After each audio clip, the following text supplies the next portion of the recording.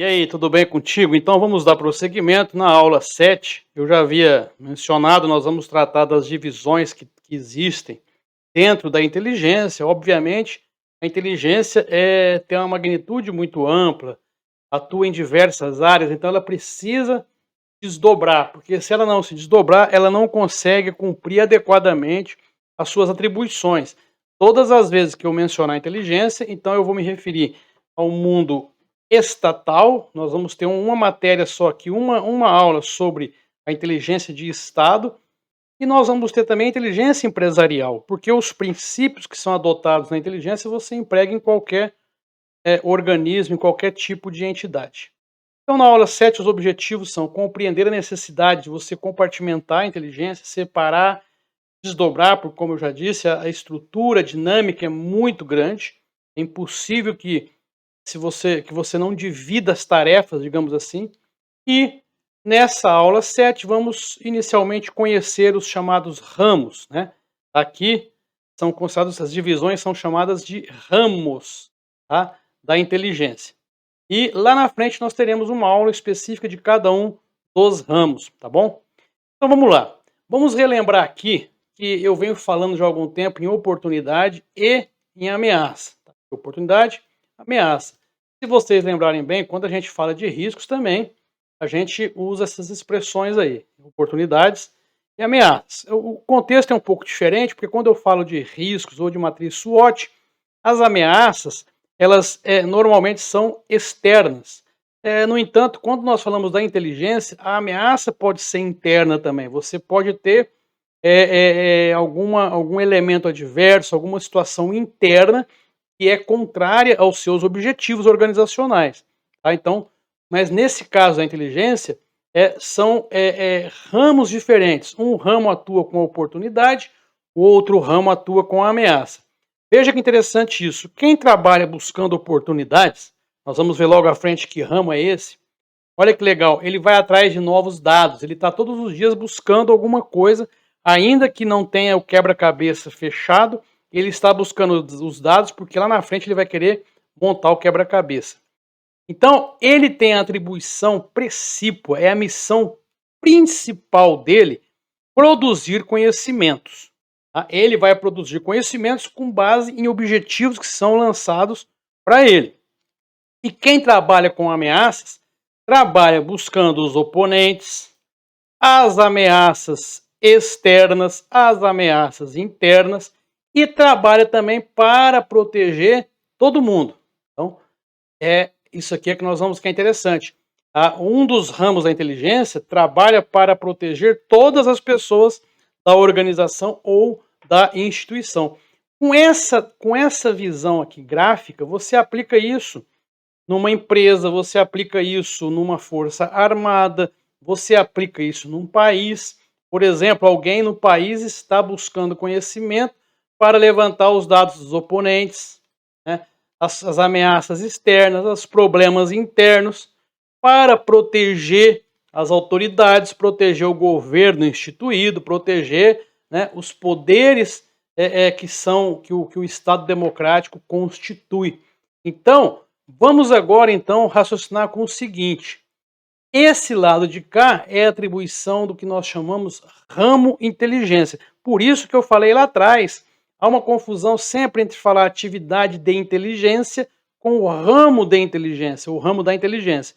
São coisas distintas. Quando eu falo atividade de inteligência, então ela abrange tudo. Quando eu falo inteligência, ela abrange aquela parte, aquele ramo, aquela divisão da atividade que trabalha aqui, buscando novos dados, montando os quebra-cabeças e produzindo conhecimento. Ambos produzem conhecimento para que a autoridade decida. Um buscando a oportunidade, o outro detectando as ameaças. Ele vai visar proteger o sistema. Então aqui nós temos a contra-inteligência. Então aqui a gente, graficamente, nós definimos aqui os dois ramos, né? E nós vamos ver que existe uma terceira divisão na inteligência que eu vou mostrar para vocês mais à frente. Muito bem, aqui é importante que se entenda, para chegar na próxima divisão, os trabalhos que são orientados por qualquer elemento que atue com inteligência é para buscar dados. Então tem duas maneiras, são dois processos que qualquer elemento de inteligência vai utilizar para captar esses dados. Um desses processos é chamado de coleta, tá bom?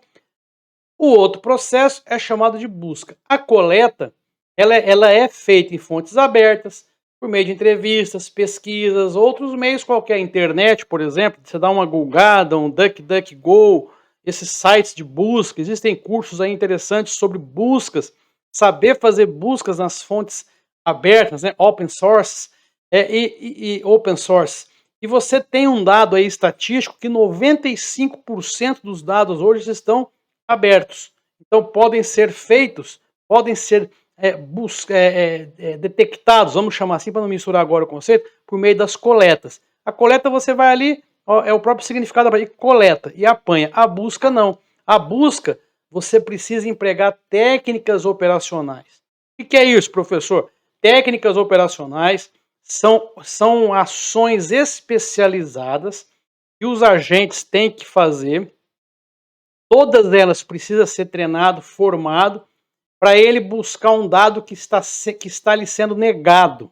Então, muitas vezes, eu preciso fazer uma vigilância, que é ficar num ponto observando algum imóvel, ou observando alguma pessoa, observando os movimentos daquela pessoa. Muitas vezes, eu tenho que fazer fazer fotografias, fazer varreduras, são trabalhos técnicos com eletrônica. Então, por isso que se chama técnicas operacionais, elas vão buscar aquele dado que está sendo negado.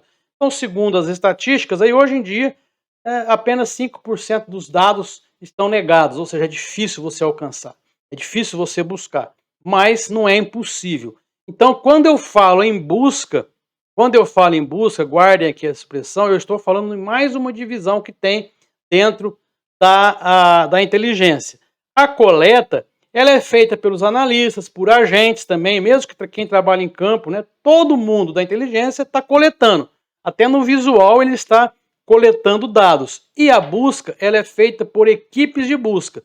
E aqui vai entrar, então, o que a gente chama operação de inteligência, quando eu sou obrigado a acionar uma equipe de busca.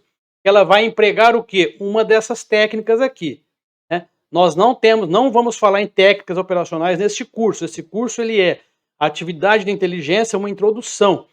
Eu tenho como objetivo trazer para vocês mais 2 ou 3 cursos só de inteligência. E um deles, então, seria sobre as técnicas operacionais. O problema é que ensinar técnica exige também muita prática. Ficar só na teoria com a técnica não tem muito resultado. Então, com isso, nós chegamos ao que eu digo, são 2 ramos e mais uma outra divisão aqui, o ramo inteligência, o ramo contra-inteligência e as operações de inteligência.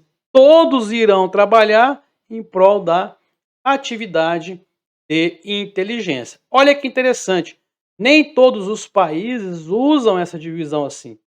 Então, vocês já viram no meu currículo, eu fui adido militar na Polônia, eu conheci a contra-inteligência polonesa, e lá na Polônia é separado esses dois branches ou ramos são totalmente separados. O ramo inteligência trabalha só com dados de fora do país, o ramo contra-inteligência trabalha com os problemas internos da Polônia, e as operações, não existe um segmento de operações para atuar em prol dos 2 ramos, como acontece no Brasil. Lá, as operações, cada ramo tem os seus elementos de busca. Então, veja, é questão de organização, questão de estrutura, né? Então, o conceito do ramo inteligência, praticamente você já definiu, já entendeu, né? São aquelas ações especializadas para produzir conhecimento, né? E levar, em qualquer que seja o meu nível hierárquico ou instituição, a autoridade, ou o chefe, ou a direção da empresa a tomar uma decisão. No caso do Brasil, então aqui, Estado brasileiro, o que ele avalia? Conjuntura sobre o poder nacional do Brasil. O poder nacional ele envolve o poder econômico, o poder militar, científico, tecnológico, né? Poder psicossocial. Então, cada área dessa é analisada, é apresentado diariamente para o presidente a conjuntura do país e também de países estrangeiros, particularmente os países que fazem a fronteira com o Brasil. No caso de uma empresa, conjunturas o quê? Econômicas, mercado, concorrentes, mas é o ramo inteligência. E para que é feito isso? Lembrem sempre disso. Se não tiver processo decisório, não é inteligência. A inteligência ela é uma ferramenta para apoiar a decisão. Ramo contra inteligência, então. Já estamos aí aprendendo e vendo que o ramo contra inteligência está ligado às ameaças. Então, proteção. São ações especializadas, permanentemente executadas, sempre vai ter esse permanentemente. Ok? A inteligência ela não morre, ela não para. Com qual objetivo? Proteger. Aqui, proteção. Proteger o quê? Eu protejo a organização, a instituição, mas eu protejo exatamente o que dentro da organização. Eu protejo os conhecimentos sensíveis, instalação, pessoal, empresa ou órgão público contra o quê? Contra as ameaças. As ameaças estão materializadas aqui, ó. Espionagem, sabotagem, terrorismo e qualquer